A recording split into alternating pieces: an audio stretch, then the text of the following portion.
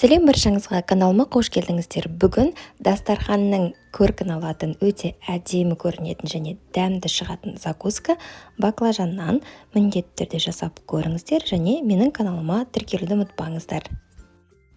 Видеоны аяғына дейін көріп, комментарий қалдырып, лайк басып қойыңыздар. Алдымен бізге қажет болады 3 үлкен баклажан. Бұл баклажандарды жуып аламын және де қажет емес жерлерін турап алып тастаймын. Одан кейін жұқа қылып тураймын. Қалың болып кетпесін. Ораған кезде кішкене қиынырақ болады. Одан кейін туралғаннан кейін осындай тереңірек ыдысқа салып, үстіне суық су құямын да, үстіне суық су толық тұру керек. Және де көбірек тұз салып, 5-10 минутқа қойып қоямын. Суыңыз қап-қара бола бастаған кезде ала берсеңіз болады.